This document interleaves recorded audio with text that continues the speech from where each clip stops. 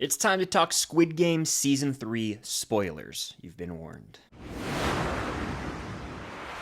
What's going on, guys? I'm Chris, and welcome back to another video. So today I'm chatting all about Squid Game Season 3, the final season, specifically in spoiler talk form. I posted my review the other day, and I said if you guys want to see my spoiler thoughts, let me know, and a lot of you guys commented you wanted to see that, so we're here to talk all the spoilers now. So if you haven't seen Squid Game Season 3, click away, but if you haven't seen it and don't care about getting spoiled, stick around, have some fun. Before I get into this, hit that like button, comment down below your spoiler-filled thoughts on the ending, including the final moments, character deaths. I want to know your thoughts on all that and more down below, and of course, subscribe and hit that notification bell to help reach my goal of 150,000 subscribers here on the channel. I mean, quite a bit. This video is going to be more podcast style, whatever maybe that is. It's going to be all over the place. We're going to be jumping around. I got some notes here of notable things that need to be mentioned, and first and foremost is the elephant in the room, the final scene of this season where Cate Blanchett, Oscar winner Cate Blanchett, shows up in LA. So at the very end of the season, we see the front man in LA, and as he's driving away, he looks over in an alley at the end of the episode, and he sees, or rather, should I say, he hears a familiar sound as Jakji, forgive me if I mispronounce, is being played. This is the same game that we see the recruiter, the guy in the suit, we see him playing this in season 1 and 2 to recruit folks to come join the games in South Korea. Well, here, we see it in the US, and Cate Blanchett's character is suited up, playing this, and slapping a dude, a homeless dude, in an alleyway.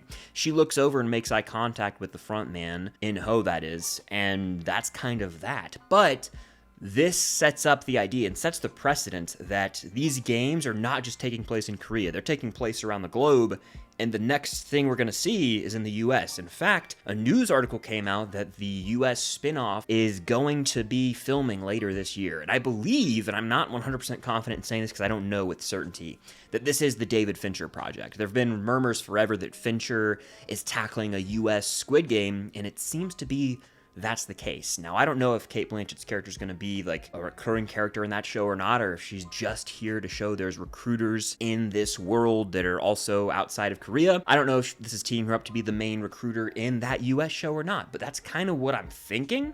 And that's a big pull. I mean, Cate Blanchett, I sat up in my chair. I was like, whoa, did not expect that. Very pleasantly surprised. In fact, this opens the door to a whole universe of Squid Game shows and endless possibilities. That's why I'm not as upset as some other people about certain moments being a little too open, certain, ideas not being fully explained to the audience, specifically about the origins of the games themselves. And so I give them a little grace because I do know they're making like a Squid Game cinematic universe of sorts. At least that's probably the plan, so I'm hopeful that we'll get more answers, but also I've kind of learned to embrace a bit of the ambiguity here. But that's how the season ends. I felt it was fitting to address that up front. I'm a proponent of this US Squid Game. I think there's a lot of potential there, especially if David Fincher's involved. I mean, it truly is one of my most anticipated shows for the foreseeable future. Like, a lot of my favorite shows are ending. Cobra Kai ended, Squid Game's now over, Stranger Things is obviously coming to an end at the end of this year, so now it's like, maybe Squid Game is the new thing that I just get hyped for when it comes to Netflix originals. So I'm very hopeful for the future of Squid Game as a property on Netflix. That being said, I do wish they gave us some more resolution with the characters and the world they set up in this 3-season show. It's going to go on to do bigger, maybe even better things for all we know. But with bringing resolution to this show, I've slept on it, and there are some things I wish they handled better. My big con, probably, I'd say, is the In-ho, Junho brotherhood relationship. Like, the entirety of Season 2 and 3, we see Junho trying to track down his brother again and get back to the island, and he finally gets there. And as he's there, the island is set to self-destruct in, like, 30 minutes, so the bombs are set to go off. So once he finally gets there, and he comes face-to-face with his brother for the first time since the end of Season 3 when he was shot off the cliff, he has like 1 or 2 lines between him, and then his brother In-ho turns and walks away. So they don't even really get that finality. We don't get, as the audience, the answer as to why In-ho chose this path in life. It's kind of subtly hinted at throughout the season. There's like one flashback in particular where we see the old man, Nam, I believe his name is, from season 1, who is kind of like the founder of these games, essentially, or one of them, I should say. We still don't know concretely why these games came to be. We never saw the formation of them. I think there's a prequel that needs to handle that one day. Maybe not. Maybe leave it up to the imagination. But we see a bit of a flashback there where Nam gives this, advice to In-ho when In-ho was one of the players in the games. And it's the same choice advice that In-ho as the frontman now gives to Ji-hun. And it's, hey, take this knife and you can go kill all the other players in their sleep and you'll be crowned the winner. There won't be any competition. It is immoral, obviously, very wrong, but it does play into the deeper questions of morality. And in my opinion, it serves more to show the parallels and rather the differences between Ji-hun, who is a flawed character but also makes the right moral decisions by the end, as opposed to In-ho, who kind of succumbs to the darkness in a sense. And those two characters mirror each other beautifully, in my opinion, throughout this final season. So I think that's great writing. But I would have liked some more concrete answers as to why he had a turn, because we know about his backstory, right? He had a wife and a child, and they both passed, and so he was in the games initially to raise money for his wife who's in the hospital, but I guess maybe he just had this turn to the dark side and we're supposed to run with it.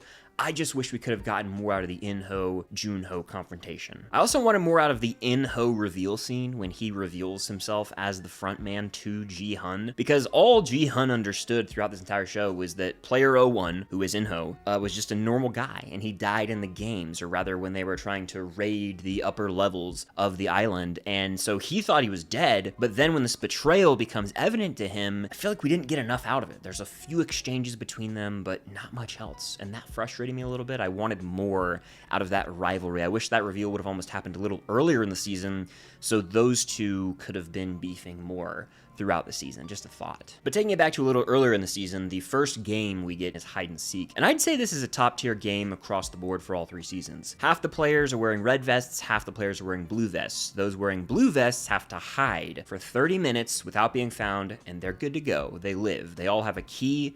They can unlock different doors. Once you unlock a door, that door can't be relocked, but you can still hide in that room.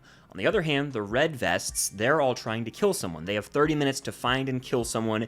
If they fail and don't kill anybody, they themselves are killed and eliminated from the game. So it really created this drama, this tension, and made for some of the most brutal moments of the entire show, because you've got characters pitted against each other who have close ties. I'm talking mother-son on opposing sides with different vests. MG Coin, who is the father of the child inside of Junhee, and she gives birth in this episode. It's wild stuff. There's a scene where her water breaks, and the mother, which is player 149 and player 120, they're there with her. It's intense. It reminded me a lot of like the scene in A Quiet Place, the first film, when Emily Blunt's character is giving birth in the bathtub when one of the monsters is walking up the stairs. Oh my gosh, it makes you wince. You're just so And then the devastation just adds up. I compare Season 3, Episode 2 of Squid Game to Season 1, Episode 6, the Marbles episode, specifically with regard to the character loss, the tragedy, and just the overall devastation that ensues in the episode. The most heartbreaking death to me, I mean, there are 2 you could pick from. One of them is player 120. I thought she was one of the best characters. Loved her in Season 2, and she's back here showing how badass she is, and ultimately, she ends up getting killed. And it's so unnecessary. It's needless violence, and it's so heartbreaking when she bites the dust, because they're so close to reaching the finish line. She goes out, player 120, and finds an exit, and she's injured at this time, right? She's been stabbed from a previous fight with another character.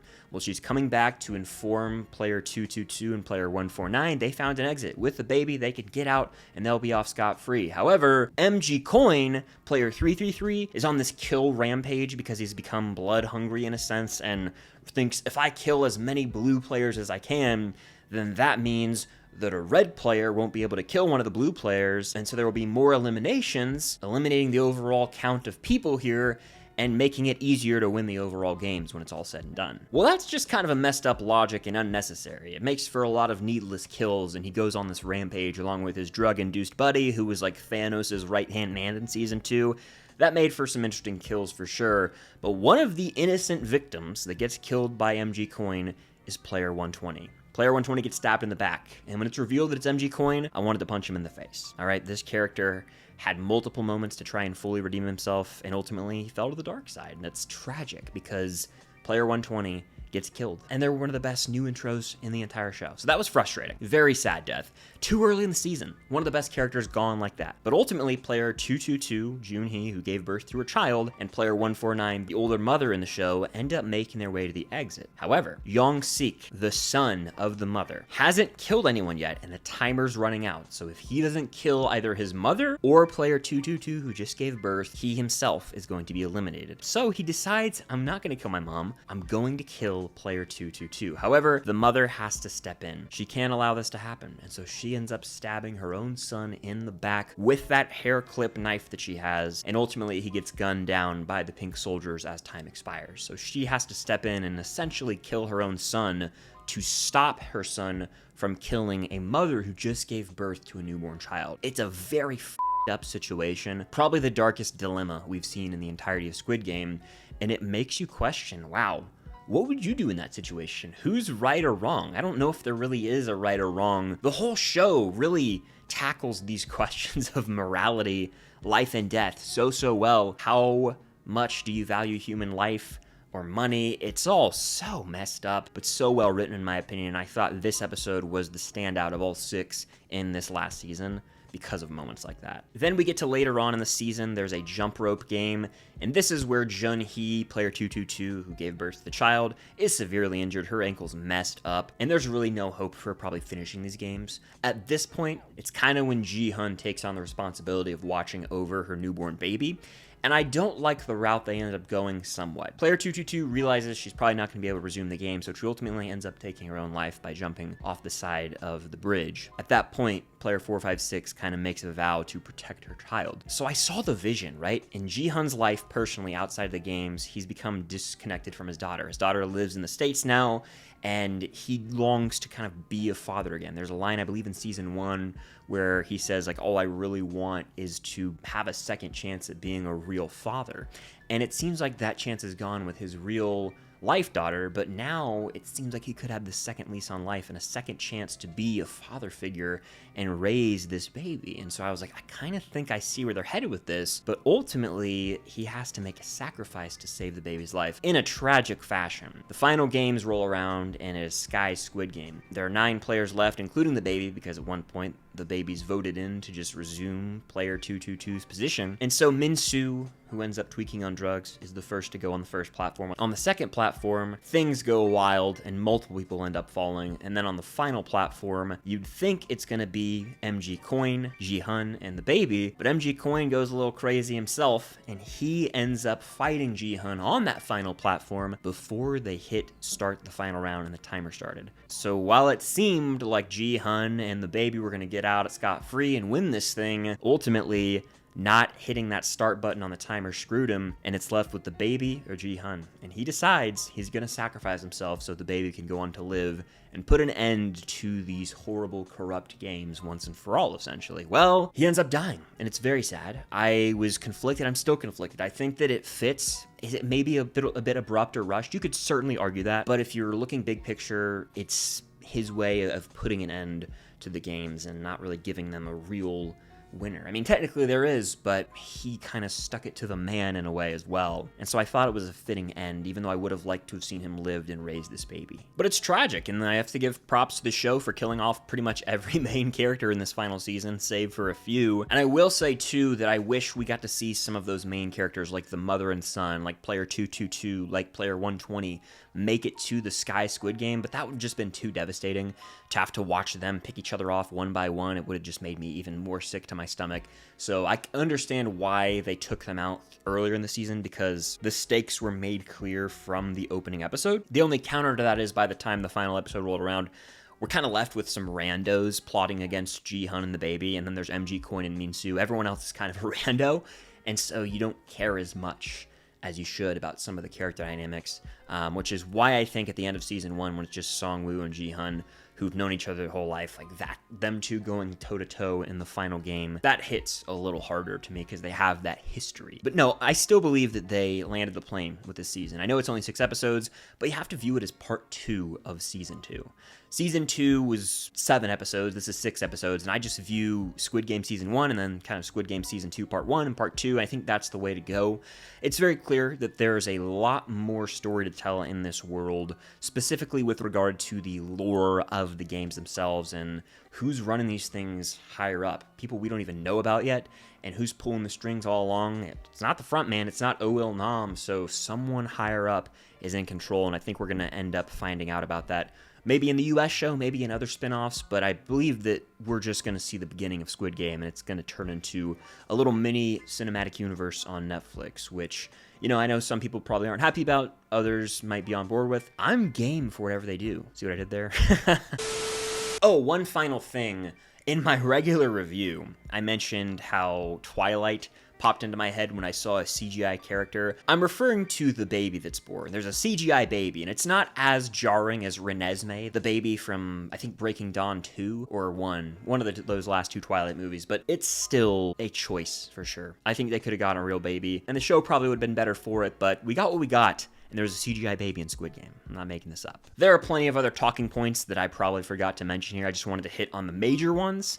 And if you want my thoughts on something spoilery that I didn't bring up in this video, address it in the comments and I'll try my best to get to it there.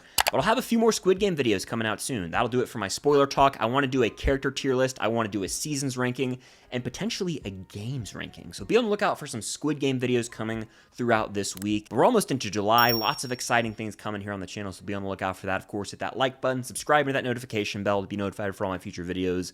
And until next time, I'll see you guys later.